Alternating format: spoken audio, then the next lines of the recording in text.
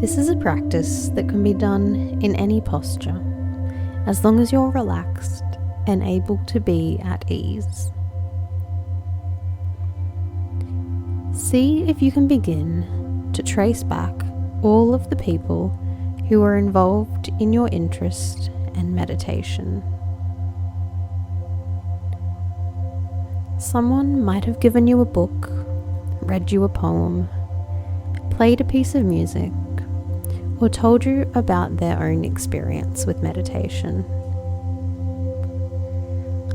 Let a sense of them, a recollection of them, come into the space that you're in. Consider also including those who have hurt you in the past. Not just those who you might find annoying or irritating at times, but someone whose actions have really brought an edge, so that you almost said, "I've got to find another way to be happy. I have to look more deeply into my life." They are also a part of why you're here now. Maybe you had a parent who instilled confidence in your ability to try new things or explore new terrain. Maybe you had a teacher who instilled a love of learning and a willingness to be adventurous. Maybe you've had a child who's opened you up to a sense of wonder and interest. Just let them be here with you now.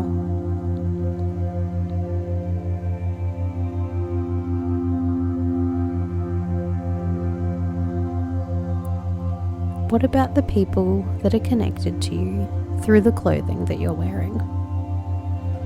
How many forms of life, how many people, how many beings have been involved in a growing of that fibre, creation of cloth, transporting it, selling it, gifting it? What about the creation of the building in which you were sitting, or the stewards of the plot of land if you're outside? All the forms of life involved in the food that you've eaten today.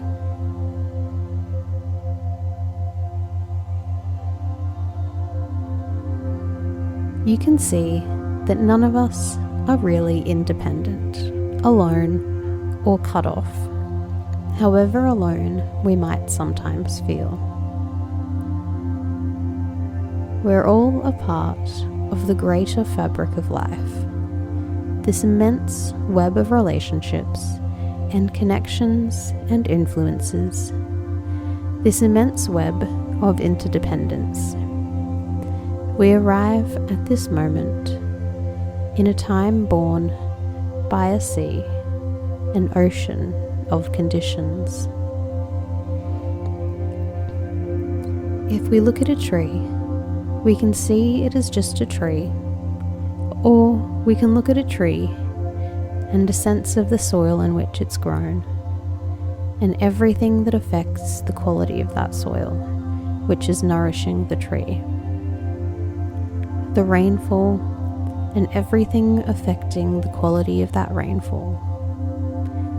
The sunlight and the moonlight, the quality of the air. Is the tree really just a tree? Or is it the confluence of all these conditions coming together, moving and changing? And so too, we can begin to see ourselves.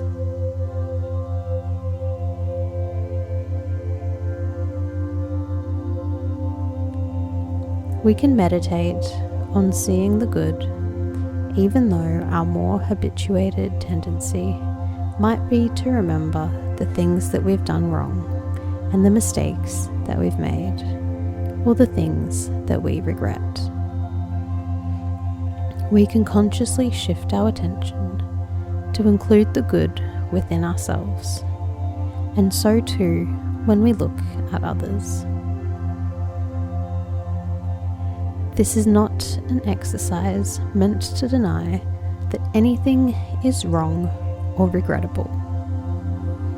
But if we look at somebody and we only think about the mistakes that they've made, then a tremendous sense of self and other and us and them is reinforced. Whereas if we include even one good thing that we can think of, then a bridge is built so that we honestly and directly look at what's difficult, and it is more from a stance of being side by side rather than across this huge gulf of seeming separation. And it all begins with oneself in a relaxed, easy posture.